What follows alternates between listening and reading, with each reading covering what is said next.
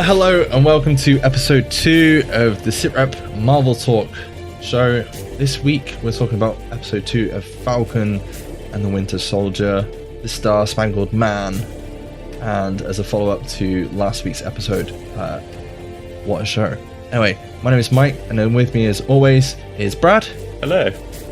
And Roberto. Hello. I hope you're both doing well this week, boys. Okay, so we probably got a lot to talk about and little time to do it in. So do we want to give a brief recap into what happens in this episode, Bradley?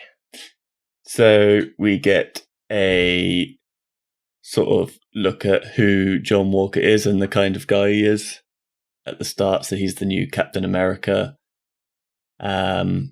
He seems like a good dude and a dickhead at the same time. But yeah, he's not like a super soldier, is he? He's just a good soldier with guts and all things that make a good Captain America without the super serum. And then we get Bucky and Sam finally teaming up. There's a lot of tension between them because Bucky feels that Sam should have kept the shield because Steve gave it to him, and he's upset that he decided to give it away. But Sam feels that he did the right thing by giving it away because he feels like it belongs to someone else, as he said in the first episode. And then we get a good action scene with them going after the Flag Smashers. We find out a bit more about them. I guess we'll go into particular scenes in more depth as we go through, but I think that was pretty much it. Yeah, so off the back of episode 1, we literally find out that there is going to be a new Captain America. It is John Walker. John Walker from the comics is taking up the shield. Obviously, Bucky's fucking pissed, as clearly shown in this episode when we're finding Walker live on national TV getting interviewed about being Captain America, and Bucky's just sat there looking absolutely livid. And who's he go take it out on? Fucking Sam. We are obviously going to go into full spoilers. I should have probably pre-warned on that. It's quite interesting. I guess the whole reason, like, that you find out towards the end of the show, the reason why Bucky is so annoyed at Sam for not taking up the shield. Yeah. So because he. Do you want to go into that now? So he. No, well, yeah. Or do you want to do that when we get to that scene? Yeah, we can get to that scene. Rob, what did you think of the Matrix style fight scene? Yes, it was good. Was it better or worse than the Matrix? I don't know. It was good though. I just like the humor they've added this week's episode. There is a lot of humor in this one. I can't remember. There's a scene towards the end where it's like Magugu or something. He says to Sam calls Bucky Mr. Magugu or something like that. It's like, it's not my fault. He's basically fucked up. But the whole Red Wing thing, him falling out of there's basically a scene as they're on the way to the mission in Munich where Bucky's like, "Is there a plan?" It's like, well, Cap always had a plan. You haven't got a plan, have you? And then Sam obviously jumps out the jumbo jet military plane, and then Bucky proceeds to be like, well, it's only 200 foot. I'll just use my vibranium arm to catch my fall on my back. Which didn't work at all. I just love, Sam's like, yep, got it all on camera. Oh yeah, it was a really, really, really good episode as a follow-up to last week. Were you happy with how they came together, Rob? Obviously, Sam and Bucky, because I think we talked last week about we were a bit worried about, not worried, but it was like, how are you going to pull these two different people on two different kind of trajectories together? Yeah, no, it makes sense. I like the little conversation they have just before they get on the plane. They talk about Gandalf. the big three that's referenced twice in this episode. Yeah, so what are the big three, Rob? It's aliens, wizards, and cyborgs. Yes, I think. or androids or something. I think. Yeah. I just like the fact they start arguing over what a wizard is. But on that point, I've finished watching Harry Potter, all 7 films since we've been in lockdown, and I'm like, well, does that mean Harry Potter's technically a sorcerer? Because I think by American standards, he is a sorcerer because he doesn't wear a hat. I guess. Who knows? Maybe they'll delve more into detail on the next episode of Falcon and the Winter Soldier. I feel like if Doctor Strange doesn't get called Gandalf in the next film, I'm going to be upset. Oh, that would be brilliant. I'm surprised has that quote been made? I feel like that would have been brought up before. No, in like Endgame or something. No? I don't think so. I feel like Tony Stark might have made some sort of joke or quip, but I don't know. I can't remember. Yeah. Anyway, moving on from obviously the Matrix fight scene. I don't know how you guys felt about it, but Bucky like drops 200 foot using his vibranium arm. There's a point where they're in like the warehouse, and Bucky's like, "I'm going to go take these 2 guys on. I've got a vibranium arm," and then proceeds to get his ass handed to him on one of these 2 trucks, like pretty much straight off the bat by a bunch of super soldiers. What did you feel like he's pulling back, or does he not feel as powered in this episode, Brad? Yeah, I was quite surprised he got so beaten up and didn't really do a lot, but I guess it's to show how that these guys are super soldiers essentially. But that whole scene was just really good. So like you've already said, they get there and they're sort of like not arguing, but they're disagreeing on how they should proceed. So Sam's trying to like recon, and Bucky's like, "It's just like you said, just 2 guys. We'll just go beat them up." And then he sends his Red Wing in, and you see there's more than 2 of them, and they think they've got a hostage. And it's in 2 lorries, and they try and take him out, and they, like you said, get their ass handed to them. Really, yeah. And so at that point, we kind of. I know what you mean, though. He does seem a bit like, because he gets knocked off one of the things, and he's just hanging for like what feels like ages. But then I'm kind of like, is he? See, he's got 3. I'm thinking about it. He's got the 3 rules to stick to. Oh yeah, he's not having hurt anyone. No, and the psychiatrist at the end of the episode is like, what? He asked the psychiatrist what the second rule is, and it's like, you can't hurt anyone. So I'm wondering if that's what it is, because he could have easily took out that truck. Yeah, because but I thought that moment was because of what was discussed in the therapy session. Like, he didn't say what he really needed to say to Sam because he didn't want to hurt him. That's a very good point. That's a very good way of looking at that scene, actually, later on. Anyway, from there, you basically get John Walker and his sidekick, Hoskins, or Black Star, as he likes to call himself, appear, and they're there to try and help out Bucky and Sam, who also get their asses handed to him. But I feel like Bucky and Sam kind of took it in good faith, like they've had their asses handed to them before, but Walker looks pissed when he gets bashed into that car after basically getting booted off by the leader of the Flag Smashers, by the looks of it, that we've been introduced to in this episode, I think, Brad? Yeah, Carly. I can't remember her last name. It's Morgenthau? Yeah, Morgenthau. Morgenthau. Yeah. There's a few interesting names in this one.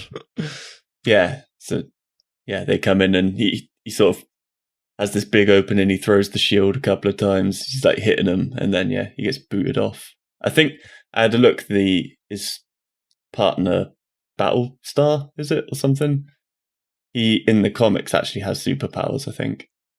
Oh, he does have superpowers, but I don't. Because I'm guessing he doesn't in this.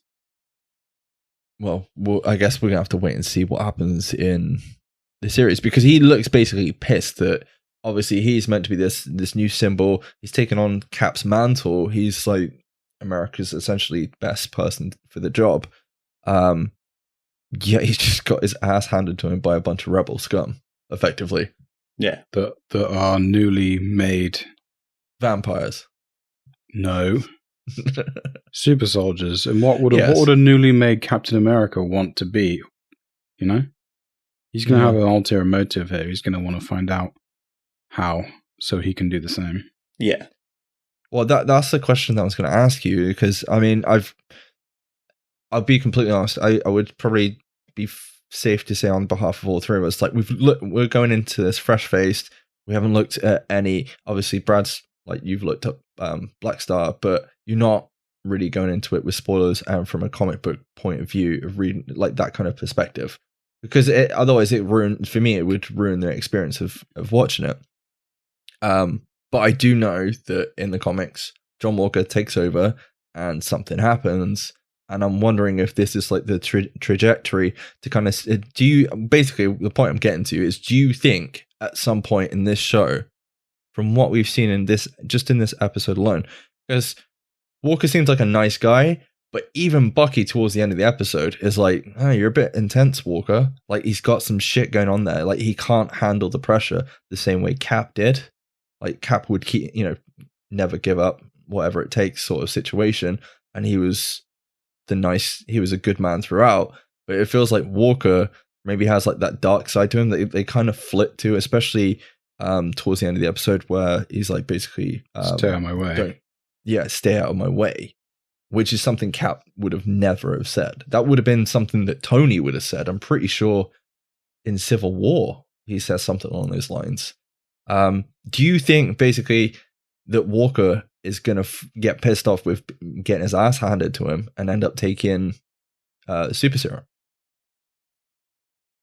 Yes, I think so. Yeah.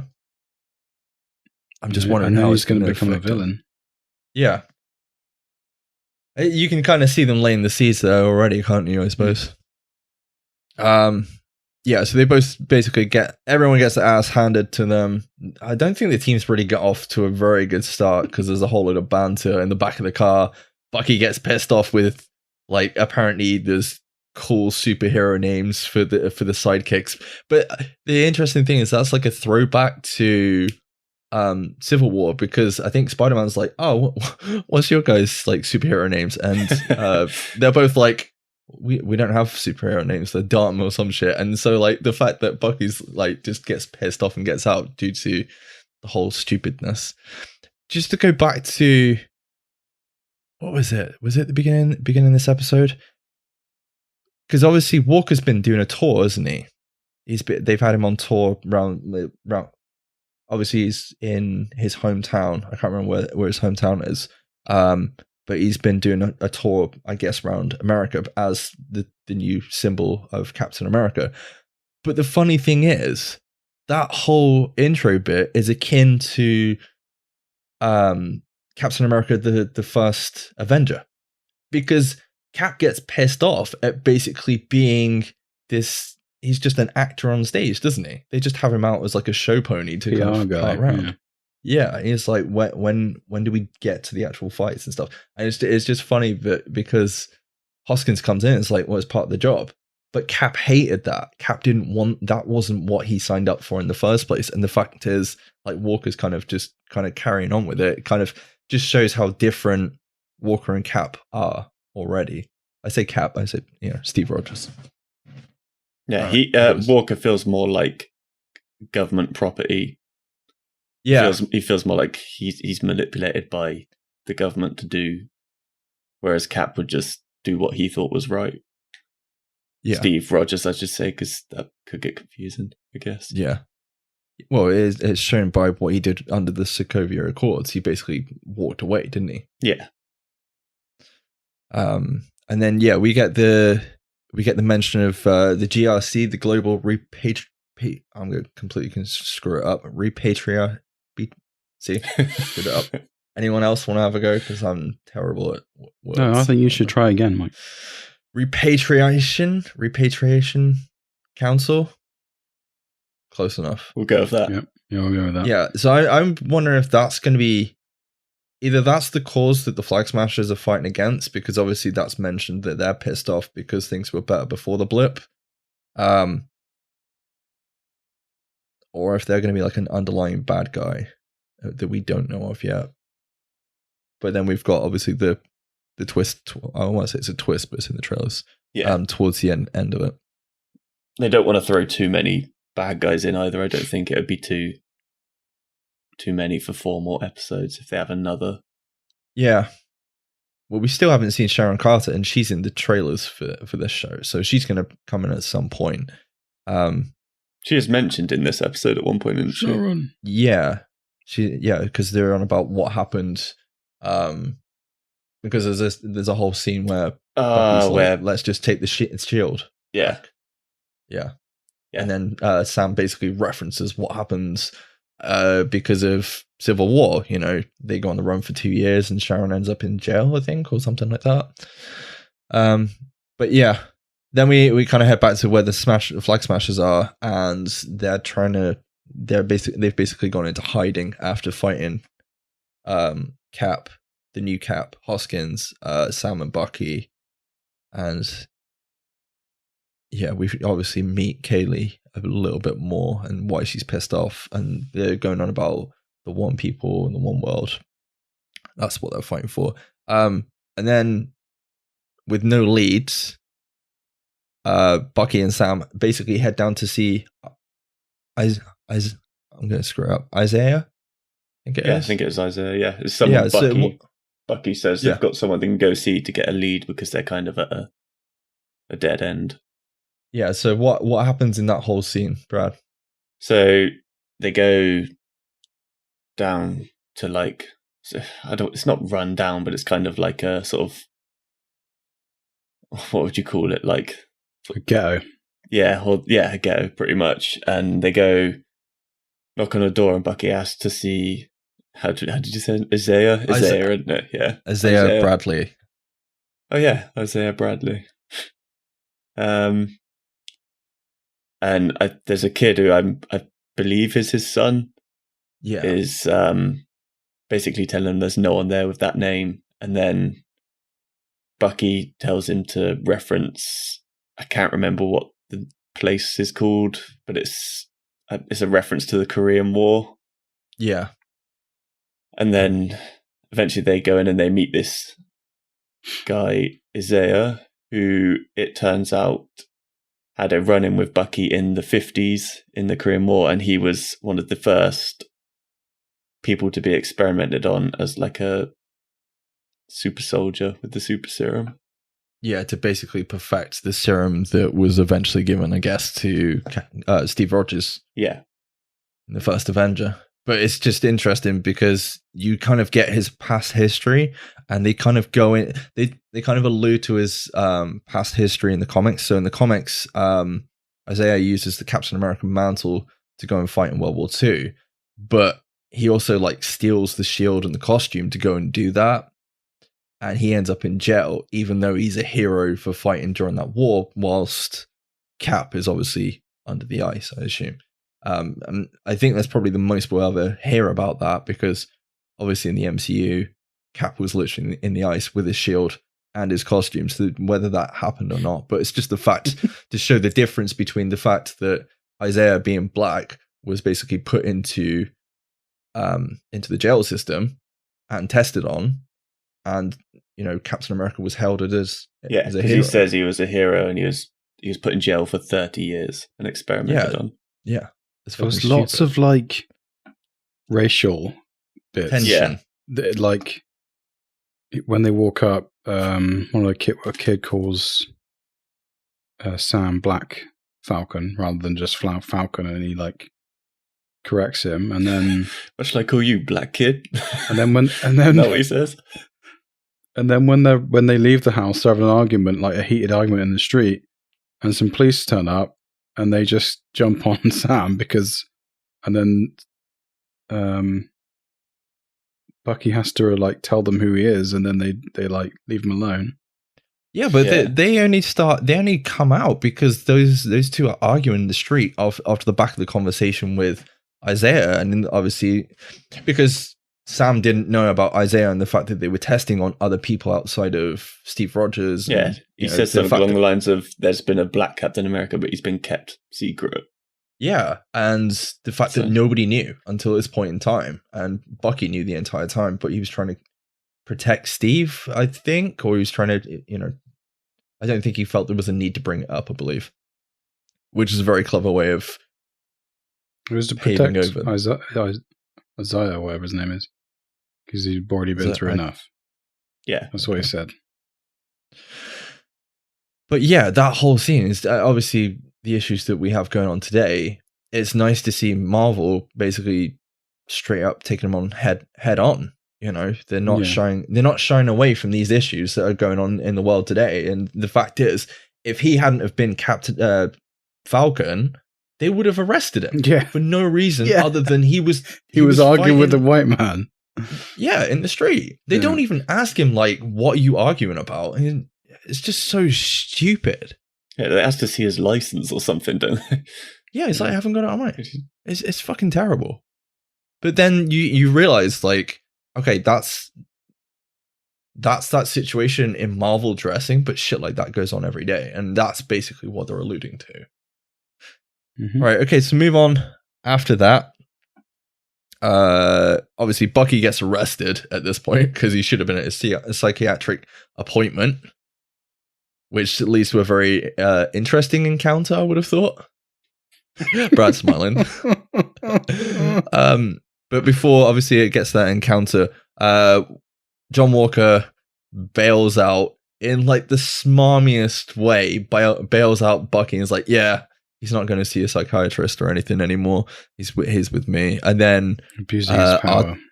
Yeah, basically. And then our two leads basically head into a couples therapy session between Sam and Bucky, which leads to staring contest. Well, staring content.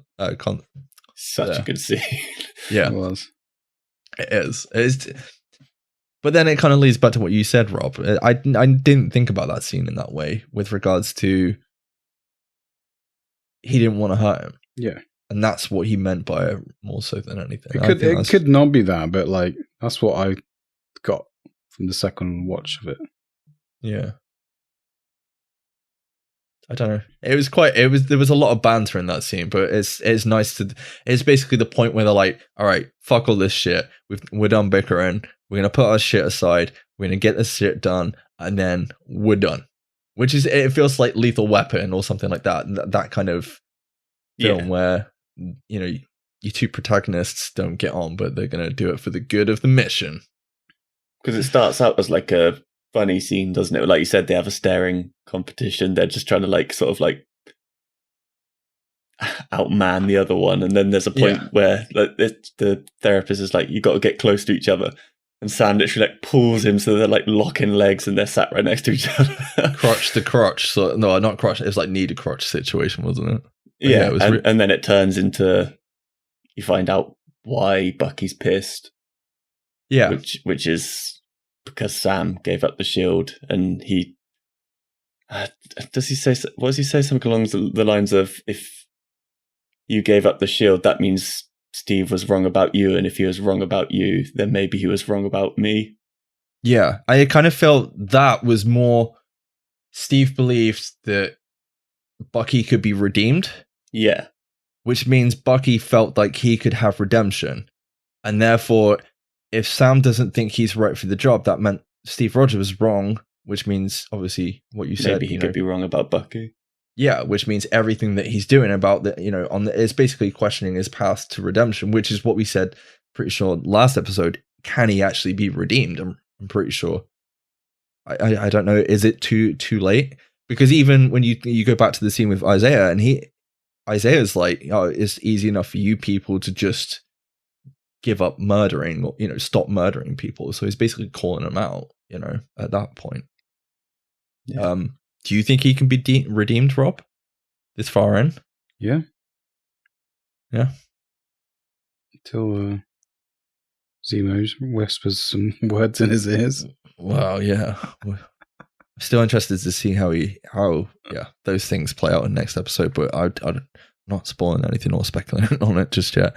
So obviously after the couple's therapy session, Sam and Bucky are met outside the police station where Walker and Hoskins are sat, and they get called over in the worst, like, broest way ever with Captain America going whoop whoop with the freaking police siren. What's up? And it's terrible. Yeah, they basically try to work together, and it just does not work at all. No, they just. I think, doesn't Sam say something like, "You guys have to follow your sort of rules, whereas we can do whatever we want." Yeah, and then that's the point. That's the point where John says, "We'll stay out of my way." Then, kind of. Yeah, things get kind of dark at that point, don't they? Yeah.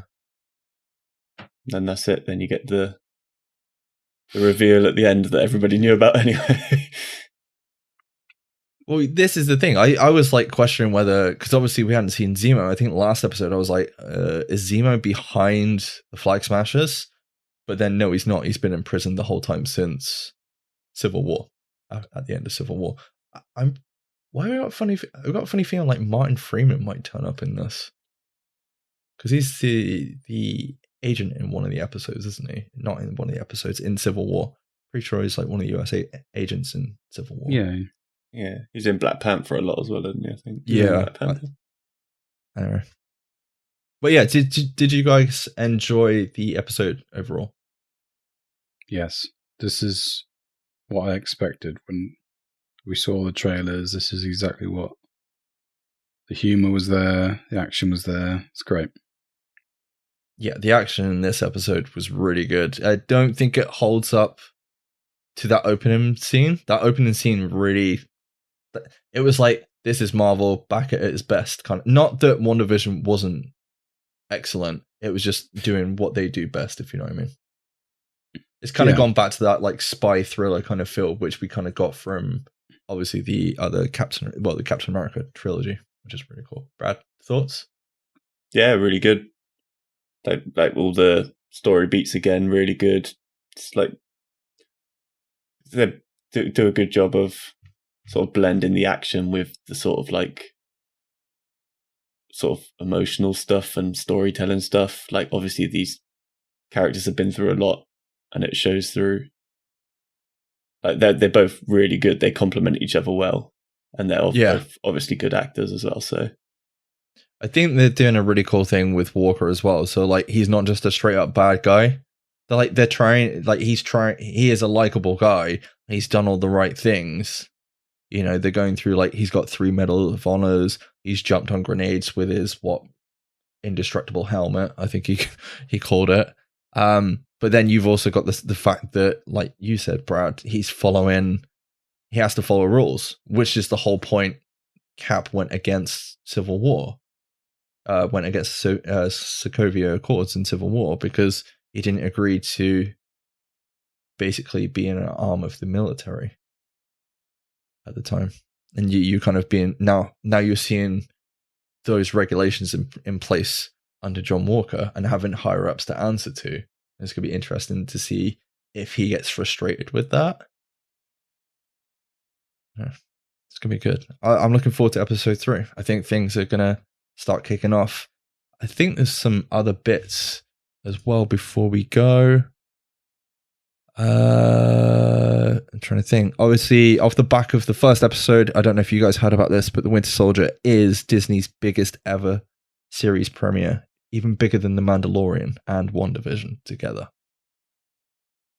which is pretty cool. Yeah, that's pretty. But then I guess they had, like, The Mandalorian would have brought in a lot of people to Disney. Then you had your first Marvel property, so that there was already quite a lot of people on it. So you're just ramping up at this point. Yeah. There's speculation there's going to be a big surprise cameo in episode 5, I believe. That was rumored today. I don't know who the hell that could be. Did they say, like, is that literally all they said? Just there's a surprise. I didn't read any more into it because I'm trying to stay. Yeah, no, that's fair enough. Yeah, it's going to be Steve Rogers, isn't it? Is that, out of everybody, who would you want to cameo in this show? Even though if it's going to be a cameo like WandaVision, and everyone speculates that it's going to be John Krasinski turning up as Reed Richards as the engineer, space engineer, which never happened. Yeah, I don't know. I don't know who else it could be. I don't know who else. That's the only one that really makes sense in my head. Unless Barton, maybe.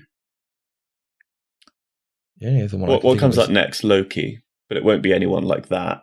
No, I was obviously you got Sharon Carter, unless it's Yelena, who we haven't seen from Black Widow yet, taking up the new mantle, because they seem to be setting up the young Avengers, but whether she would be classed as a young Avenger, I don't know, because apparently the boy who opens the door for Isaiah goes by Eli Bradley, and in the comics, Eli Bradley is the Patriot, and he's a part of the Young Avengers, which is quite interesting. And then you've obviously got WandaVision with the two younger Avengers and stuff. And then I think it's episodes 3 and 4, could be wrong, are written by the John Wick writer, Derek Kolstad. Nice. So expect some awesome action scenes. I think he was teasing that there was like a big action scene, and he went to Marvel and they're like, that's really cool, now make it bigger. So expect some cool things from the next couple of episodes, I guess. I'd be surprised if there's not like at least one of the episodes out of the 4 that isn't mainly action. Yeah, it's definitely a more action oriented series. We did have a bit of feedback. Do you guys want to hear it, or do you want to move on? No, we can move on to what? What would we be moving on to? Saying goodbye. I'm not going to go into detail on everything, but Cap said very briefly, because we were talking about Lieutenant Torres, who is obviously kind of like Bucky's sidekick in the first episode when they're going chasing the LAF down. Apparently he ends up basically being a bit more of a main character in the comics. Which is, I think, what Rob said. Like, the dude's got enough screen time at this point to be, he's obviously leading to something, which, you know, you're absolutely right. He said the only problem he's seeing is the fact that Marvel really need to hire actual French actors to play French bad guys because they can't speak the language. I don't think we're any better, I'm afraid, Cap. And even Batroc has this specific Canadian accent which betrays him. And then Cheshire says, I know they're not deep in the season yet, but how they have a tendency to put unnecessary love stories in Marvel films. So hopefully there's nothing like that yet in Falcon and the Winter Soldier. Do you think anything's going to happen between Sharon Carter and maybe one of the other leads in this? I don't know. Sharon, sorry? I don't know. Brad? I don't think so, no. No? I don't know if they might, like... No, I don't know. I don't think there's enough time in 4 episodes to do that sort of thing. They might have like you say that, awkward... but in 2 episodes, you pretty much had a film. Without True. You've had about an hour and a half's worth of entertainment so far. But then didn't she have a thing with Cap briefly? So wouldn't it be a bit weird? Yeah, that is weird. And then he went back in time and went with her aunt again. Yeah. Anyway, Rob's laughing. We're going to move on from that. Stole Peggy Carter from a different man. Tucky Bunton says John Walker is going to go full batshit crazy. He's got that unstable look about him. I think he's right. I think something's going to happen, and I'm kind of looking forward to it. But yeah, thank you for the discussion and the feedback. Also, Reaper said, well done on the format. He really likes it. Keep it up. Just to shorthand his words for you guys. Anyway, that's it for episode 2 of the SITREP Marvel Talk. Let us know what you thought of this episode. You can find us over at SITREP Happy Hour over on Twitch, Facebook, YouTube. There's a Discord link in the description, and obviously over on mashthosebuttons.com. Please leave your thoughts and let us know what you think. That's it for us for now, and we'll catch you next time. Bye bye. Bye bye. Bye bye.